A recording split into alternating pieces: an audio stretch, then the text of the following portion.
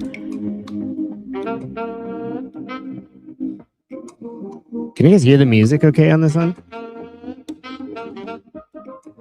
Last time I tried to play the music, it didn't work as well. Like a little jam before we start. Some poppy and fun. Oh man. Interesting things happening. The Open is upon us. Feels better this year, doesn't it? Like a little song to get fired up here. Just fired up. What is this? Just a little song to get us going here. I should have specified that it was my show. It's funny because we started like November-ish. I think I did we got the first one going back again. And then we had Christmas. Then we had New Year's Day. And then the following show after that, we had Rich Froning on. So I'm counting that as like my show back or whatever. So that one counts as well. That one counts as well. Movement Media Muse. What's up, Greg? Guess who's on? Sevon, Souza, Taylor, Hiller. Yeah, should have specified that it was just myself today. Frank, good to see you, buddy. Why does the Open feel better this year? I just decided it did. Like there's no, like, I don't have a good reason for it. So if you're looking for like a good reason or something for it, like, don't like, I got nothing for you, brother. I'm just saying it just feels better this year. I don't know why. I think the Open, I think the signups have reflected that too on day one. The people that keep track of that were saying that it's been better this year than it was at the start of last year. Keymaster 2502. Souza, good to see you. Good to see you. Keymaster. Good to see you. Ernie, what's up, brother? Hope you're doing well. Fingers crossed it's on the rise this year. Yeah, I think it is. Oh, yeah. Lady Heavy Lifts. Damn, picture is crispy. Thank you. You could thank Jay Vera for that. Came in, set up a little lighting thing and helped my camera situation out. For a while, I was trying to give it like a nice, like, good lighting to it, and then it looked all dark when I would watch it back. And I was like, man, that kind of sucks. And then when I left the fluorescent lights just on, it looked really flushed out. So hopefully this lighting works. It feels good. I feel professional. So we got a couple topics we're getting into today. Dive right into it. We got the new channel. I want to give a little bit of an explanation and kind of like set some expectations around the new channel and the reasoning for what we did and why we did it. I know we've talked about it a little bit, but I just wanted to give you guys my opinion of it because, as you know, Sevon credited me with it, and it just kind of something I was thinking about for a while. And then one Sunday while I was out here setting up everything for the gym for Monday morning, I was like, you know what? And talked to Sevon about it, and I was like, I think we should pull the trigger. And like literally that week, we just steamrolled it and we got it out. So we'll give you guys a little bit of explanation around that. The next piece here is who is gonna get the axe? I'm hearing rumors, rumblings, maybe stuff I just made up for the sake of content. You guys won't know. But we're hearing some restructuring happening over at CrossFit. Some restructure. Maybe the sell isn't selling. Maybe there's just a restructure, a brewing. And then there was I watched one of John Woolley's what was it? What is he called? Like mini pods or something like that around the identity crisis of CrossFit. And it actually wasn't bad. It wasn't I agreed with a lot more of what he said than I disagreed with. And so we'll get into a little bit of that. And it's, of course, going to be the same exact, the old sport versus the health type thing. But we'll get into that conversation a little bit. And then affiliate transition. I'll give you guys, that's going to be real specific around affiliates and what I'm doing specifically here at CrossFit Livermore, and hopefully like an insight, like if you're an affiliate owner, if you're a coach, something that you could take away from that and apply into your own gym, because I do think that the landscape is evolving and you either evolve or you die. And so as a CrossFit affiliate, there's no exception to that. Not moving away from the core of what we do as CrossFitters, but more so getting back to the heart of it and how you could turn that into advertisement for your gym, not in the sake of like, here's an actual ad, but in the sake of the way that we talk about CrossFit affiliates. Heidi, good to see you. Seems like Jake with the base show is getting the axe. Now, why would you say that? Why would you say such things? So we'll get right into it here. Let me find my fancy little marker so we know which one we're on. The new channel. So yeah, somebody said the Cartoon Network. That was a suggestion by a friend as I was like coming up with the name of it and testing it in front of different people, sending it to trusted sources and asking, what do we think about a name for the channel? And CF Network seemed to make sense because we're going to be doing all the CrossFit content there. And then a friend of mine was like, what about the Cartoon Network? And I was like, there's our first logo. Probably won't stay, as we eventually will kind of come into our own with it. But I thought it was a good, I don't know. I like the parody things when you have these logos and then you kind of adjust them a little bit, but you keep the likeness there. By the way, what do we got here? A little Soma from Paper Street Coffee. These are delicious. It's like a dessert because it's got the oat milk in it. Anyways, so here's the lowdown on the channel split.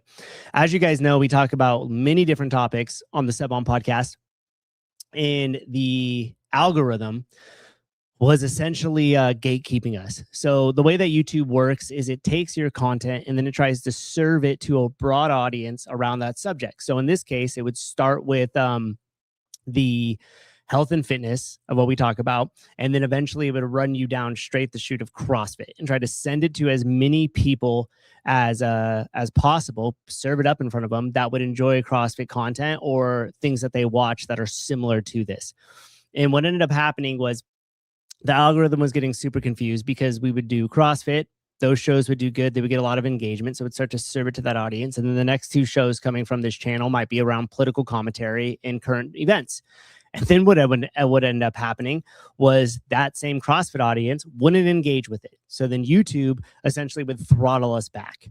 Now, that is also in terms of like the language we use and the subjects we talk about. So it's really like swimming upstream pretty hardcore in terms of getting the algorithm to service to a new audience and to keep us on the top of the browse page or whatever we want to call it. And since we really have a lot of content, especially the live streaming of events that we do, the athlete interviews, Jenny's show, the different like docs that Rios and the other guys like all put together, that stuff wasn't getting served to a broader or newer audience because of the algorithm slowing things down with it mixing between political commentary, as I call it, and the CrossFit stuff. So by switching over to being able to have just CrossFit on one channel, that algorithm now knows exactly what audience to serve it to.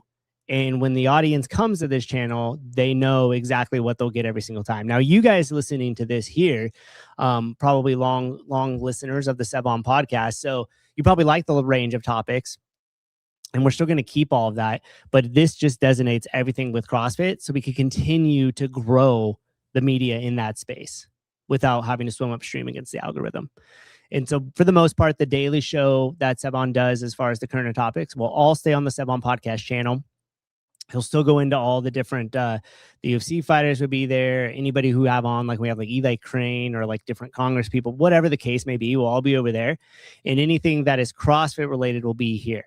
Now, that doesn't necessarily mean that the subject matter is always going to be about CrossFit. You guys saw on the Rich show, we started getting into like capitalism. And of course, there was some religious talk and everything else. So the conversation is still going to go wherever the conversation is going to go. This new channel, like this isn't about censorship in any means. But it is to know that like, hey, if you're going to be here, you're going to get the CrossFit content, especially once we start to live stream stuff. I think it'll be really interesting in terms of that audience base that it gets in front of, and then them being able to know, about this channel and all the different stuff that we have. Sorry, sometimes I read these comments and throw me off. His show is purely about CrossFit affiliates, though. Who are you talking about, Heidi? Sevons? The Weakest Ginger, the political channel has insane potential. Yes, and that is part 2 of this, because I watch some of the other like political commentary shows, and obviously I'm biased because, I've worked with Seb On for quite a few years now, and he's a good friend. But I really like the way that he talks about the political commentary, and when he has different people on, obviously you guys know this firsthand, he's like one of the best at the interviews. And I don't think that that channel is also serving that audience that wants to watch news topics in the political commentary. So what ended up happening, it just like it kind of froze itself. It wasn't serving in front of that audience either, because maybe if it started to, then all of a sudden you'd have like an interview with Dallin Pepper, and anybody who wanted to engage with the political commentary is now like, who the hell is Dallin Pepper? Like, what are they talking about with like Danny Spiegel? Who is that? So it really didn't know what audience to serve. I think that that once that Sebon podcast channel really finds its niche, like the algorithm does, that channel could be huge. It could be huge. So that was the purpose of the split, was to be able to grow that side of things and then also grow the CrossFit side of it. So that's what's going on here. Kevin, so which channel should I pay for? I would like to see the behind the scenes and get the other CrossFit perks. So this one, I ain't paying for both. Well, here's the good news. This one doesn't have a membership, so it's not even an option right off the bat. And we have no plans to change the membership stuff. So when you guys, like, whenever we make anything, regardless of what it is, if you are a member of the Sebon podcast channel, you will always get that first, and that membership isn't going to change and it isn't going to migrate, at least not in the short term, meaning like within the next, year or so. So you won't have to worry about it. You'll still get all the access to all the first stuff. Once we make it public, like as we do, it's behind the paywall for a little bit, and then we shift it to being free and available to the public. Once it shifts, it'll shift to this channel. So you guys will still have all the same access, and nothing there will change as far as the membership goes. Okay. Hopefully that answers the question. The weakest ginger, was it Hermosi's idea? Sure. Miss Lang, Sebon found out the base show was undermining his behind the scenes. Did he? Was that on the backside of the Lydia Fish? I haven't watched the rest of that yet. I've been busy. I watched the first part of that interview, and majority of it, and then I haven't seen the back half of it. Oh, wow. How would that undermine the behind the scenes? I don't know. I don't even know what you guys are talking about. Maybe you know more stuff than I do. Who knows? Johnny, love the new setup. Much easier to find the content I may have missed. The previous channel sometimes got swamped with different videos. More than happy to swap between both channels. Yeah, awesome. That's the other thing too. There's so much content that we would produce through both of the or through that singular channel, that at least this kind of divides it up a little bit. An interesting case study too that I used to kind of not convince Sebon of this. Like, he was pretty much on board with it. But as I was talking to him about my reasoning and really wanting to pull the trigger on this, is, if you guys remember back in the day, we had the Sebon clips channel, and Will used to curate just clips of CrossFit stuff for a while and throw them on that channel.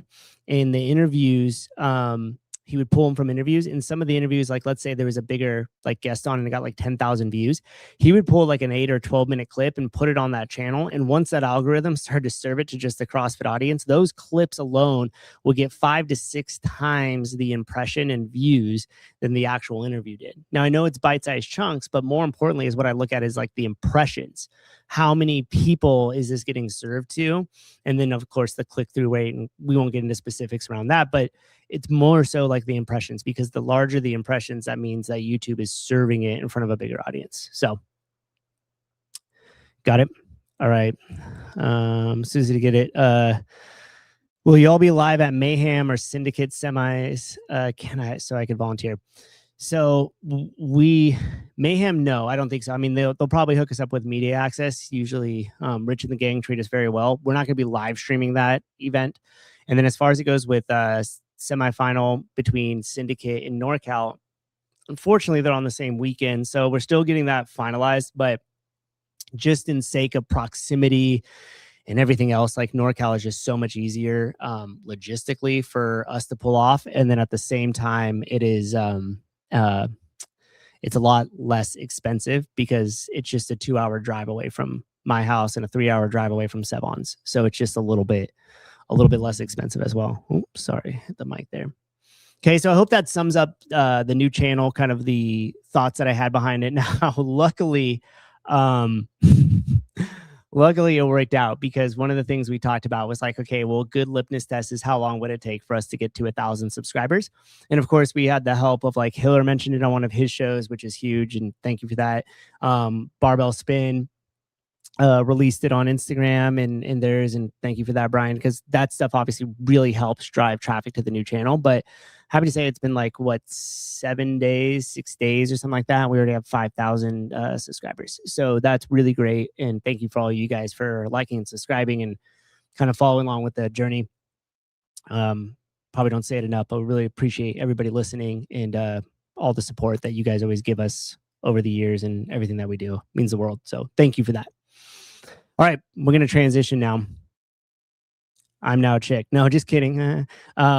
Okay, so here's the deal. It's been what, 9 months since, maybe longer, since CrossFit has says that it's going to sell. And as you guys saw, we have seen some buyers come into the ecosystem and then implode, whether it has to do with their ideas, whether it has to do with a pricing fallout, meaning CrossFit wants 200 million as is rumored, and the new buyers come in and see it and say, hey, we're not going to give you 200 million for it. It's like whatever happens, or, you know, Tyler, Brian, and John Young talk about it and scare the buyer off, whatever the case may be. It's been really interesting to see how this is been unfolding, because we've had people that have come in and then like somehow their business plan gets leaked, or they try to get like introduced to the community and they just get like chewed up and spit out immediately, which is pretty unique. So yeah, you're welcome. No super chats here for money. I don't know if it's eligible yet. Like so much, like it takes a while to get the channel like up to speed for us, even to like monetize it and for it to catch up with all the analytics. So unfortunately, I don't think you could do it. But here's the good news. You could just put how much money you were going to give in the chat, and then I'll just pretend like it's actual money and be super stoked. And thank you guys for it nonetheless. So we've seen the nice. Is that for me to shut up, or is that your fake chat there? If only Eric Rosa could buy it. Dude, he's chairman of the board. Remember, it got elevated. He got elevated.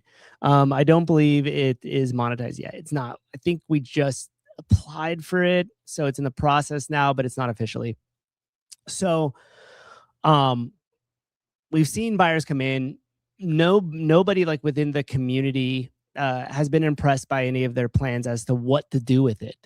Right? Like they come in and like majority of people see the affiliates as distribution centers, like whether it was Deber's plan of like selling peptides and supplements, and we make money on the pass through of that, or whatever that idea was. That was terrible.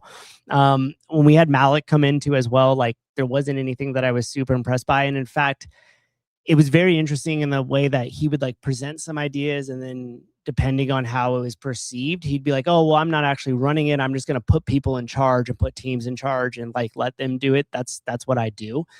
That was really interesting too. And so there's nothing been very solid in terms of like an actual game plan that we would think would work ever as the community speaking. But as you guys know, we're not experts, and I've never ran a multi-million-dollar business, so I can't speak on it. Jeremy Your World, $1. Yeah, thanks, Jeremy. I also heard you rescind your vote for me for CEO, so thank you. CrossFit got 5 on it. Thank you. Colleen, hi, hello, welcome. So yeah, I think that's been a huge issue, is because CrossFit is so unique with the ecosystem and the amount of opinions. Like the third-party media here is vicious. So when you come into our little circle, you better have your ducks in a row and really have a solid game plan that, in my opinion, needs to elevate the affiliates. Like they have to be your number one priority. And if you come in talking about the sport, or again, like peptides, or making it some sort of distribution center, and not really how you're going to elevate, in my opinion, the education of the L1 and what we do here inside the CrossFit affiliate, then your idea is going to fall flat very quickly. And it'll get, like I said, chewed up and spit out by people like us and the good folks that were at the Barbell Spin. Now, here's the rumor. The rumor is that it's off, that they haven't found any good buyers, and that they're basically just going to keep on keeping on. Now, I've heard this from multiple different sources over the course of the last, I would say, maybe 6 months, is that there's going to be some sort of restructure. Now, this is going to be interesting because a restructure typically means that they would start to hack off a lot of the executives and like bring new people in. The thing is who exactly would they let go and why? And if I think about the names on there, right? So let's kind of like go through it. So we have Jada Coons, who's in charge of affiliates. It's like there's not, as far as I see, there's not a ton of action that is happening there. At least they're not making a lot of noise about it. I do know that they've made some upgrades to the affiliate toolkit. So if any of you affiliate owners that are getting in there and seeing some of the media assets that they're putting in there, they put in like some programs that you could like download a 4-week pull-up program and like sell them to your members and different things like that. They have some stuff in there, but there's nothing that's overall really showcases like how they're going to strengthen the brand to get more people to walk through the door of their affiliates. So we got Jada Coons, we have Jenna Haka, who, as you guys know, is the CMO. We've been seeing quite a few of like the campaigns that have rolled out, which is really kind of trying to unbury the old message from the past. So I'm curious as to what that'll look like moving into the future and what tricks she has up her sleeve. Now, the original one that they did when they were kind of getting back to this Forging Elite Fitness seemed to make a pretty big splash and everybody really wanted to get behind it. As they shifted into like the culture one, it seemed to lose a little bit of its edge, but I still think that that is way better than nothing. And she's made some strong efforts.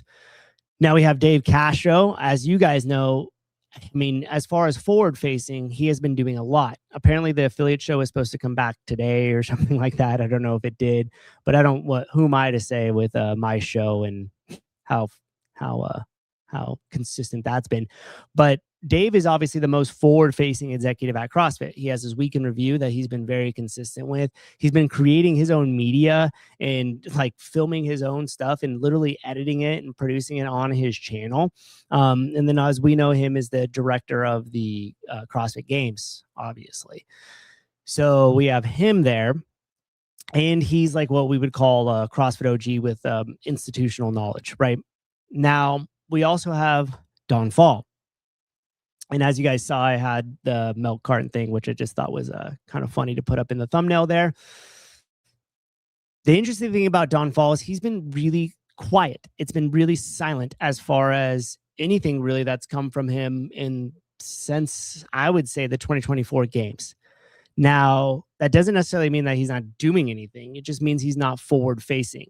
And I think that with the community that we have here, especially with like how engaged we are as CrossFitters and how engaged the third-party media space is that you would really think that he would take advantage of being more forward-facing in this media to really push some initiatives or to get people excited around a vision, if there is a vision, rather than just kind of pull back and hide behind the curtain a little bit. And so my feeling on that in the past was that during the sale of the company, you don't want to fire the CEO or let them go or change the position or anything like that, because it makes the whole company look really unstable. Now, when you think about buying something like CrossFit, typically like Berkshire or these type of companies, they want to buy it as an asset that's functioning with a good CEO that's going to be able to continue to grow the company over time. Now, they might bring people in and change, the executives and different things like that. But typically when it changes hands with the private equity companies, they're going to bring that over to their ownership. They'll invest more capital into it. They might change a few things, but for the most part, they would rather just buy it and invest some money into it and let it continue to grow. So that way they could eventually, again, do the same thing, resell it, make some more money. Typically, if you were going to let's take this in a little bit more of a simpler terms, like if I was going to sell my gym and I wasn't the owner operator of it, I had a general manager that was running all the operations and I was pretty much hands off. The last thing I would want to do is let go of that person and bring somebody new in while in negotiating of selling my gym. Because if the owner's going to come in and they don't want to have to fill the day-to-day operations and really put that much into it right off the bat, if I let go of that individual, they're going to be like, wait a minute, something's up here. Because if this thing was stable and you just want to sell it because we're going to invest into it and take it to that next level or whatever the story is, getting rid of that person in charge is not indicative of it doing well. So I think that there was some sort of roadblock in terms of doing anything with Dawn, because if they did it at the time of those negotiations, it would not fare well for them, and those negotiations would fall apart even faster than we saw them. So he's really kind of just been in the background, and I'm curious now as to, will he still be in that position within this next year if it is in fact true that that they're not actively pursuing any negotiations or any new buyers. And then the question then starts to beg is like, okay, well then who is going to be in that CEO position? Now, you've heard me talk about saying that it would make sense if we saw somebody like Dave get elevated into that position, but it would not surprise me if we saw Jada Coons get elevated into that position. He also might come out to be a little bit more forward facing at that point. And if he really is like kind of has his hand on the pulse of the affiliates and what's happening there, he might be able to shift that into more of a priority. Now, I would personally love to see CrossFit HQ say something, because at the end of the day, we all knew that there was a sale. We all knew that there was buyers. We all knew that those buyers have left. And now it kind of is like, so what's happening? And I know a lot of you people say like, oh, I don't give a shit. Whatever I do in my gym, I'm just going to continue to do it. And I don't care who owns CrossFit HQ. I'm still operating my gym. And that's great. And that's, to be perfectly honest, as an affiliate owner, that is what you should be doing. You should still just be business as usual, continue to focus on your gym, continuing to grow your affiliate and spread the message of CrossFit, without a doubt. But if we don't have an HQ delivering on strengthening the brand, and the whole thing kind of goes quiet, as I feel that it has in terms of the health and fitness realm, that's going to be a major problem for the affiliates. So I really hope that we hear some sort of messaging from either Dawn or Jada Coons or Dave or somebody, as in what in the world is going on, and what does this sale look like over the next year, or is it still even in being in negotiation? I don't understand why you would first say that the company is for sale and that you are looking and like all this other stuff, and then just go completely quiet. It's not good for your internal team at HQ. And frankly, it's not good for the affiliate owners at all, because even though it's still going to be business as usual, you want to have some sort of certainty as like, hey, like, where are we going with this whole entire thing?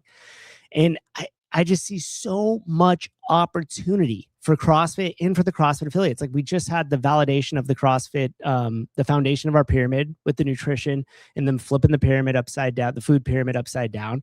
Like, that validates so much of what we talk about in terms of the CrossFit methodology, that we should have like capitalized on that. Should be capitalizing on that way more than we were, and than we are.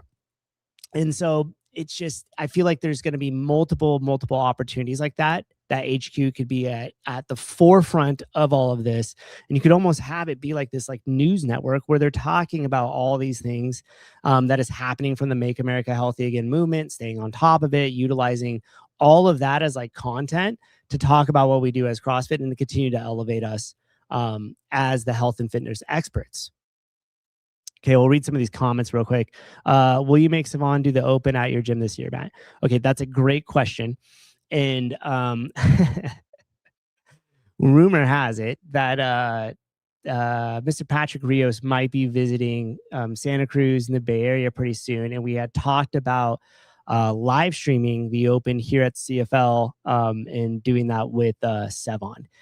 Not live streaming in the sense of Taylor versus the world, where you get to see some of the most elite athletes in the world throw down, but more so like live streaming it so you guys could get an inside look at like the Friday Night Lights that we do here, and then watch like Sevon and I do the workout, which by no means is going to be impressive in terms of our fitness, but just an idea that we kicked around. So yeah, hopefully we can make that happen. I think that would be fun. Lady Heavy Lifts. Firing the CEO makes them look unstable. They seem to be doing a pretty good job. Seem to be doing pretty good doing that themselves. And isn't he fired yet? Allegedly, I have not heard that he's fired. And yeah, unfortunately, like it hasn't looked good in terms of like stability and unified messages coming out of CrossFit HQ. And I would say like Dave out on his own island, like creating all his own content kind of shows that. Like we watched over on Saturday when he was out with the Space Force, like training the Guardians, as they call them, or doing whatever that event with them. And the fact that there wasn't like a media team from CrossFit there is a little scary. And for two reasons. Number one, like, do they not have the budget to do that? Did they not see the importance? And number two, like, why was that happening? Was it because it was messaging? Like he couldn't get approval for it, or like what? Yeah, I mean that kind of shows that is a little unstable there. Tyler Watkins, a lot more of exactly what exactly do you do here? Yeah. CrossFit, more Range Rover Zoom calls. Dude, that I'll never get over that. It's so simple that you could easily get yourself a little setup like this and do the affiliate town halls and make a little bit better than just sitting in your car. Yeah, I completely agree. Wyndon Fall said on the affiliate call last March that the next time we'd be seeing him is when he is announcing the sale. I took that to mean exactly that. Yeah, I mean, that's kind of crazy though, isn't it? Like, there's just, I don't know, like, CrossFit's unique, man. It's a unique animal. And I really think that it has to be, I really think that if you're going to be in charge of it, like if you're going to be the CEO, and it doesn't necessarily need to be the CEO, but you need to have some sort of front person that's like out there, that's giving the messaging, that's accessible, that we see all the time, that's leading this community. It really, really needs it. And whether you like it or not, that's what Gray Glassman was. And now that there's a void of that, it's like, I don't know, man. It just seems that that in order for this, like in this as like CrossFit, as like a movement, as like this fitness methodology, you need that for it to survive. You need to have a forward-facing person. So I would hope not. I would hope that we don't just see him until it sells, because at this point it's like, is that even going to happen? Is that even going to happen? We need someone who's been here from the beginning, to be honest. Completely agree.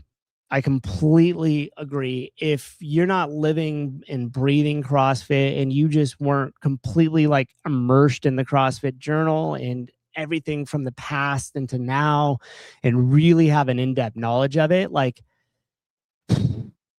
it's hard to be in that executive position, because I feel like you're trying to learn as well as figure out where you're going to go. And like, I don't know, it has to be somebody that lives and breathes it in order to have it be really successful in terms of the way that they talk to and speak to the community, in the vision and the direction that they take CrossFit. Heidi, well, I talk with Jake often and he's never said anything of the sort to our group. I don't even know what you guys are talking about anymore. Maybe that's a good thing. Dave or Nicole. Yeah, I mean, Brett, I agree that Dave or Nicole would be good for that position. It's interesting that we see Dave do what he's doing, man. That's all I'm going to say. It's like, if you have HQ and he's out on his own island having to create his own content and do it on his own channel, and it doesn't seem like there's a lot of HQ support there. I mean, I think that probably speaks to itself, right? I'd like to see more Todd Whitman. Yeah, Todd's a great dude. Got to spend a weekend with him when I was filming the Diesel Day with Tosh and Nicole at their house in Colorado. Really good dude. Heidi Krum, Nicole still works there. Now that is a very good question.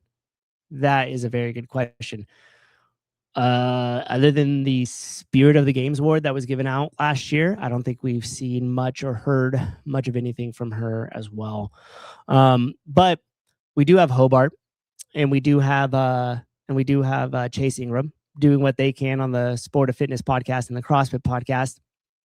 And I know that I do believe Maggie produces that and gets all the stuff that is necessary to run that podcast and to keep that going, along with Matt Bishel, who we normally see on the back end, but he's been forward facing on a couple of the episodes. And thank God for them, because honestly, without that group, without that cohort of people, like there would be nothing. There would be like the campaigns that we're seeing come out around the culture of the Forging League Fitness, and after that, there'd literally be nothing. Tyler Watkins, thank God for Hobart. Not sure why, but thank God. Yeah, it's kind of interesting that he's in that position too. I wonder what like his official title is, or something like that. I don't know. We have a ton of hope. Yeah, Dan, I always do. I always think that like CrossFit in and of itself is it's in a really prime position right now, within the right hands, with the right vision, the right leadership, that it could be the biggest ever. Like the best days could be in front of us here. So that's going to lead to our next topic, which is our identity crisis. Bear with me here. I want to find the thing from John Woolley. I know I should have had this pulled up. I know. What is it? Mini pods by John Woolley? I think that's what it is. I want to play a little bit of this section here real quick, if I could find it. CrossFit, is it really that expensive compared to the box? CrossFit's identity crisis. Okay. So we'll play just a little bit of this. It's 5 minutes in totality. I don't think we're really going to go through the whole entire thing here, but there's a couple points that were made that I want to piggyback off of here. All right, so we'll get into this. Let's stir the pot a little today, because I think CrossFit is having a full-on identity crisis. Look, I love CrossFit. I've done it, coached it a little bit, I've built friendships around it. But like that friend who suddenly starts wearing cowboy hats and saying y'all after one weekend in Nashville, I just have to ask, who are we right now? Because there's this tension nobody wants to talk about. CrossFit's supposed to be about health, but we market it like it's the Hunger Games with barbells. Most people walking into a CrossFit gym, they don't want to win the CrossFit Games. They don't even care about the CrossFit Games. They need to tie their shoes without holding their breath and maybe get off their blood pressure meds. But what do they see? They see highlight reels of shirtless cyborgs doing butterfly pull-ups at warp speed, while somebody's screaming at them about intensity like it's a religious awakening. And then we wonder why Sarah over in the foundations class thinks she's failing. Sarah, you're not failing. You're just watching edited footage of fitness superheroes. Everybody needs to relax a little bit. Here's the thing. Performance and health, they're not the same thing. Professional marathon runners, they're not necessarily healthy. Powerlifters that are deadlifting cars, also not necessarily healthy. And CrossFit athletes at the elite level, well, they're amazing. They're freaks of nature. They are genetically different than all of us. I love watching them as much as you guys do, but if the average member tries to live like them, well, that's how your rotator cuff typically explodes. The message people think they hear is, if you're not pushing yourself to your death daily, are you even doing CrossFit? No. Sometimes the healthiest thing you can do is scale the workout, breathe through your nose, and go home before your family wonders whether you've moved into the gym. Okay, so a couple things to note about that with what John's saying there is, in terms of the identity crisis, the health and performance kind of line there. We saw what Greg did in 2019, right? January 1 of 2019, in all of Mainsight changed overnight. We had, Rich Froning shirtless cranking out heavy power cleans. And then we had, the next time we had the old dude with the jugs in front of the living room. And it was like this big swing of the spectrum there. What I think we need to see is a balance of both. I do believe that we need to utilize the sport, quote unquote, side of CrossFit as a piece of the marketing tool. not just the whole entire thing. There is something to be said about the entertainment factor that the CrossFit Games brings and that the athletes bring. And that's the way I like to refer to it as. It's the entertainment factor of CrossFit. We like to watch it as entertainment. What ended up happening is it got that portion of it overshadowed the actual benefit in the preventative health care that the CrossFit methodology actually brings. And so he's not necessarily wrong when he's saying like, hey, we're preaching it as like healthcare, but then we're showing, somebody doing butterfly pull-ups or whatever the case may be. I think that when we talk about messaging and media that needs to happen from CrossFit HQ, this is where the education portion of it is really, really important. Because when we display the CrossFit Journal like it used to be in the past, and we showcase what's actually happening inside of the affiliates, and we have the expertise trainers, the red shirts, working with people from all different populations, and we see that more than we see the CrossFit Games, we're able to have best of the both worlds. It's pretty cut and dry. It's not hard to be able to have a balancing act of both. And for me, if you waved a magic wand and put me in charge, we'd be having more of the Killing the Fat Man series, where you're seeing these transformations done that are kind of highly produced, things that could also potentially even be on Netflix or something like that one day. You would be seeing a ton of the education. We'd be talking to experts, like we'd have a Hobart type or another red shirt, having conversations with other subject matter experts in the health and fitness industry. We'd be addressing a lot of the objections around CrossFit in terms of like, oh, you're just going to get injured, or it's this or it's that. And you would have a lot more of that, like 65 to 70-ish%, that media, those things being pushed out, the healthcare side of it, the CrossFit methodology side of it. And we would have about 30%, 35% be the CrossFit Games. Now, why? Majority of the stuff with the high-level athletes and all that will have more attention than the other stuff. So you have to balance it in a way that there's more opportunities for me to see things around the healthcare portion of CrossFit. There's more opportunities for me to understand that we are the expertise in terms of training and inside the health and fitness space. And we're on the cutting edge of whatever is happening inside that space as well. There needs to be more of that out there, because again, the athletes and that type of stuff, that'll take on a life of its own. Like, you just need to give it a little bit of a nudge to get it out in front of people, and they'll take it on the life of its own. The biggest issue that I saw that transformed, especially from 2020 to beyond, was so many people refer to CrossFit in totality as a sport. Like, oh, I love this sport, or I'm so glad I found this sport, or whatever the case may be. Prior to that, you didn't hear that. Like, when I first started around 2010 or anything, like nobody called it or referred to it as a sport whatsoever. And so for me, that's the litmus test right there about what type of messaging are you sending out to the public? Like, what does that look like? Because they're going to tell you back, even if you think, oh, we show a pretty good job of the showcasing the affiliates, like, oh, we do a pretty good job about talking about our education. Well, if that's the case, then why are so many people referring to it as a sport? And so that would be the first thing to change, the public perception of what CrossFit is. And the litmus test for that is how many people continue to refer to it as a sport. And without being able to differentiate those things and showcase more of the healthcare side, the methodology, the training side, the education side, the subject matter experts, the ability to reverse chronic disease, without having that be pushed out 3-to-1 ratio on your CrossFit Game stuff, it's always just going to be a sport. It's always just going to be referred to as a sport. And then what happens is people become afraid to walk into the gym, or it is too intense, or different things like that. Now, he went on in that same video to talk about like the programming inside the affiliates, and talking about like the hero wads and different things like that. And I do think that there's definitely a time and place for the hero wads. But I really think when it comes into programming, that this is where the expertise of the coach and the affiliate owner who's, either doing the program or paying for the program, really comes into play.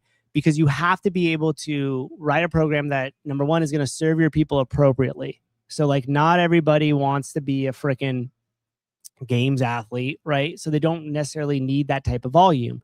For me, you don't have to look any further than old school main site to see exactly what that type of programming looks like.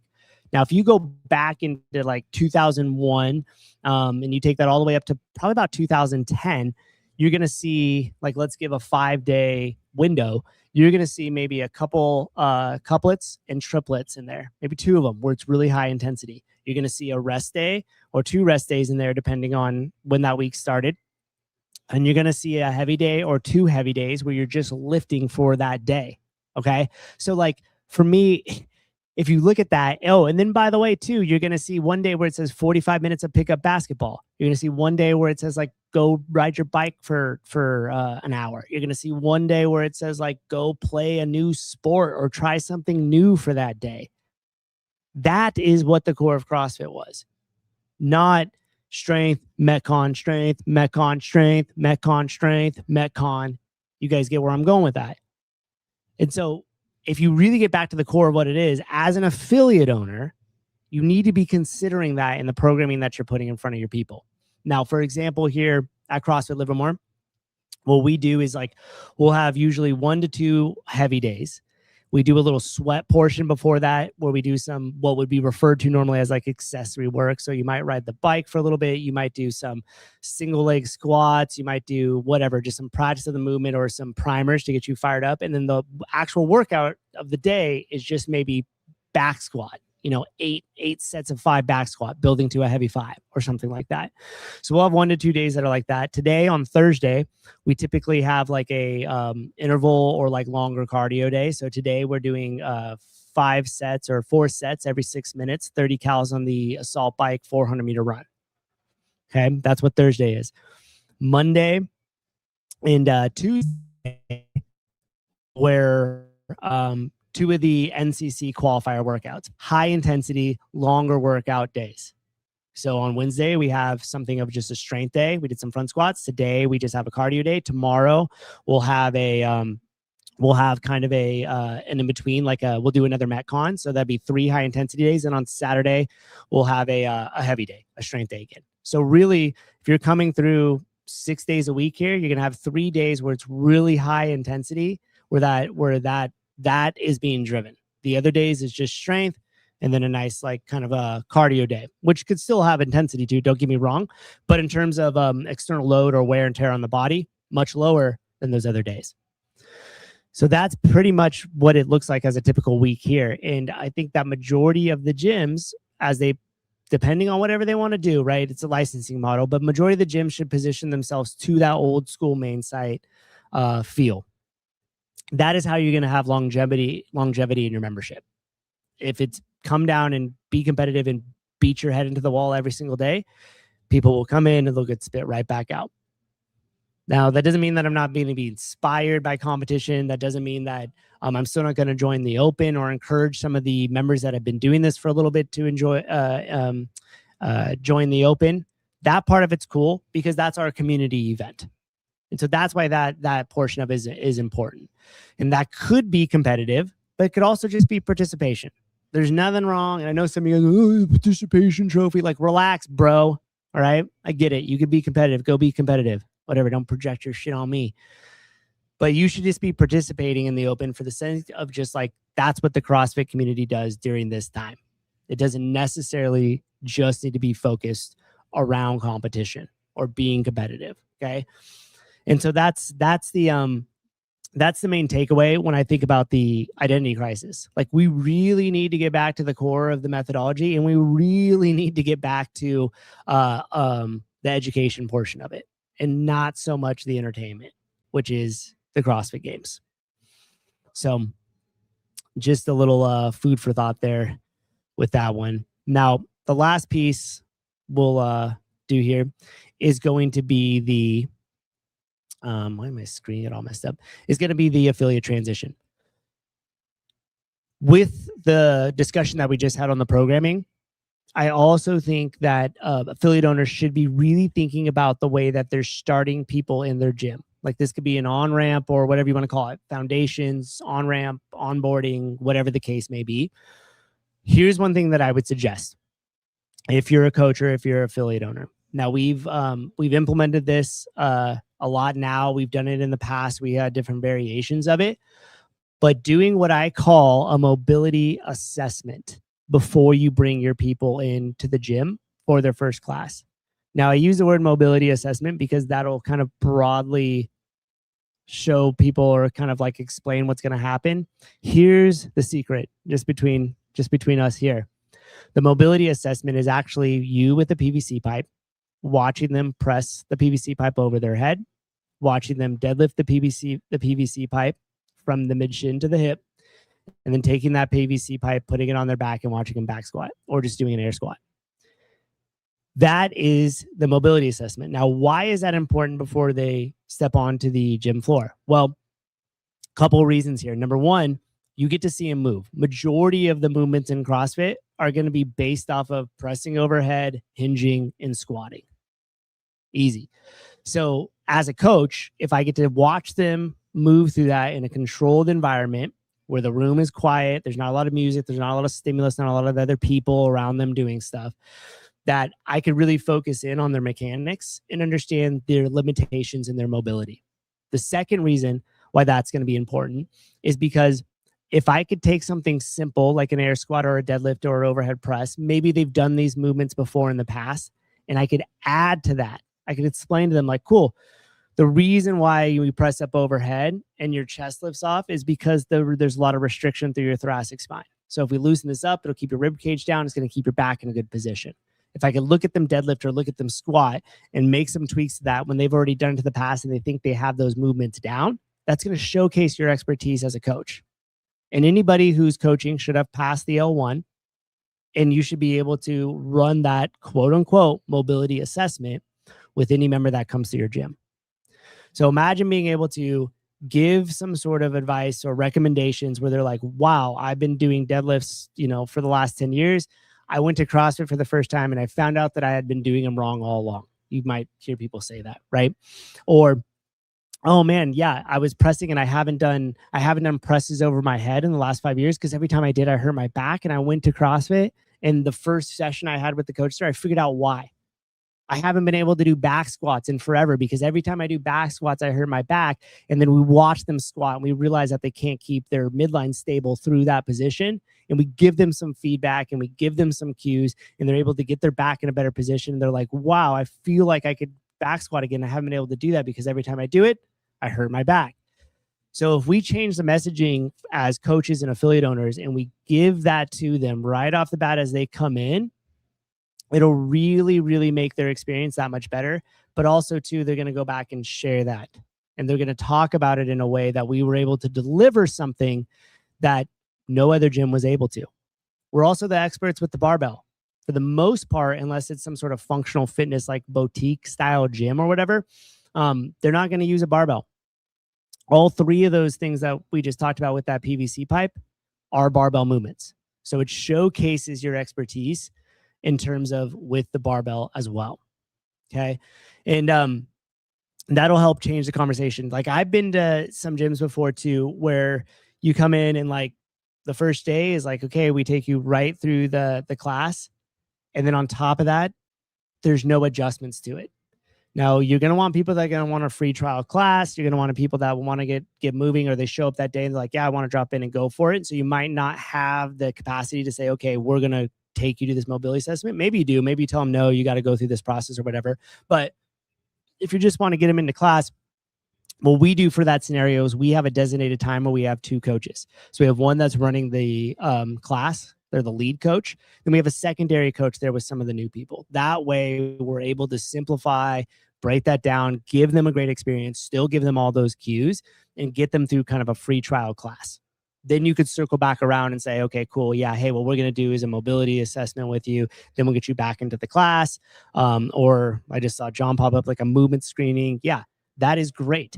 Because also too, maybe as they do the first class and they kind of experience that, when you go through that movement screening or mobility assessment or whatever you want to call it, they're actually going to have more context on what you're going to do, and they might absorb that information a little bit better. So you could find the sweet spot and what works for you. But My recommendation is that you deliver that and you deliver the expertise on your coaching and you give them some sort of feedback on their movements and you watch them move prior to them just jumping right in. This will really help elevate the experience and it'll help transition the affiliates to showcasing more of that expertise. And we'll take some comments here and then we'll go off. John, movement screening used to be really commonplace in most CrossFit gyms. Then as more affiliates opened, it seemed to lose its place. People opening CrossFit gyms without really buying into the methodology. Yeah, that's interesting, right? Like people just kind of putting it on their door and hoping people show up there is very interesting. Hi, Meredith. Hope you're doing well. I'm pushing participation in the open like PBS pushes an annual pledge drive. We can't do this without you. Yeah. And I know sometimes people, oh, what's up, Pedro? Holy shit, you look amazing. Thank you. Thank Jay. He set my thing up here. There's nothing wrong with just talking about the open as it terms and participating in our community event. Like I like a lot of the people I've been referring it to, like the annual like health checkup or just kind of that accountability piece. Like, hey, just do these workouts, get yourself a judge and like go through it here and be a part of the community event. Like majority of the people sign up for 5Ks, 10Ks, half marathons, have no intention of winning, have no intention of being in the top 10. In fact, that's not even in the conversation when people talk about it. What they usually do is they sign up for that because it gives them a reason to train. It gives them something to train for, a goal, something that's going to challenge them a little bit. And that really kind of needs to be the messaging, in my opinion, around the open in terms of the affiliate owner having that conversation or coaches having that conversation with their members.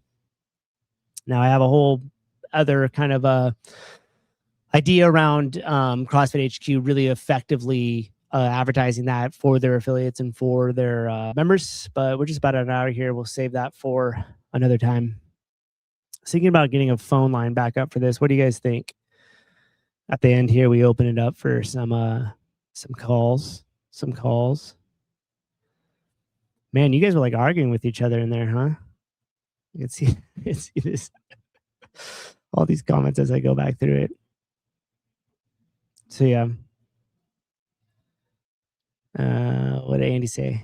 Andy Long, our gym just hangs out all day and we do open and we do heats of the open. Yeah, that's cool too. That's great too. Jeremy, we'll never have another Greg, but we could do so much better than Don, like Souza. Oh, cool. You switched your vote, huh? Switched it from Johnny to me. Just giving you a hard time. Appreciate that, dude. Appreciate that, dude. CrossFit Port Clinton. If your gym owners aren't talking about nutrition, they are not teaching you CrossFit. Yeah.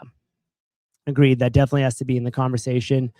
And we have 3 new ways that we're onboarding people here at the gym. The first one was the one I just talked about. We do the mobility assessment. Then you get 4 classes with the secondary coach where you come in and you got to go through those 4 classes as we kind of bring you into the fold. We teach you all the stuff. And then after those 4 classes, you could still come back with your secondary coach, but now the rest of the schedule is opened up for you. The other option is you get the mobility assessment and we do a InBody scan with a little bit of accountability coaching. And then that way too, we put together just a basic diet plan built around the recommendations of eating that CrossFit provides. And then our third one is this preventative healthcare one where you get the mobility, you get the InBody scan, and we do a full blood panel. And then after you do the blood panel, you could have a conversation with one of the doctors from CrossFit Medical Society, Dr. Tom McCoy, or we could just kind of like look at that and help you out. Obviously, you have to know the difference between what you're giving medical advice and what the coach could offer there. So really understand the delineation between those two things. But those are the 3 different ways that we have to bring people in. And I would say the most like effective one is going to be anything that provides some sort of accountability in the game plan. Like majority of the people really want more of this concierge fitness. At least that's what we've been seeing lately. And that's what we're leaning towards, where you come in and once we get the data on you, we're able to kind of build out and say, cool, we recommend you do this. We recommend we do that. We'd love to meet with you at the end of every single month, make sure you're on track, things like that. Majority of the people will pay a higher price for that personal touch and for some accountability just outside of the normal group classes. Souza, are you on community care? No, not yet, but I will be getting signed up because the insurance that I pay is it's insane. And I don't, like the majority of you guys, I don't even use it. So but I do know quite a few people that are on the community care, and obviously working with Cross Medical Society. Heard a lot of great things about it.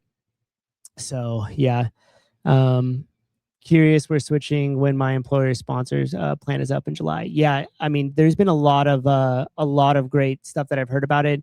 And if you haven't already, Brett, like reach out to Tom or to Jen at the Cross Medical Society just on the website. I think they got a new website that just came up too, and book a call with Jen. She'll like walk you through everything and all the scenarios.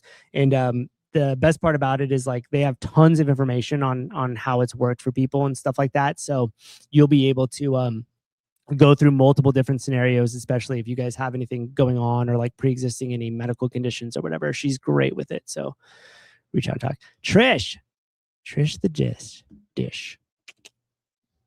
Hello. How are you? Good to see you, Trish. Hope you're well. Souza, just got the Headway app. Quick name, popular book you'd recommend. A popular book?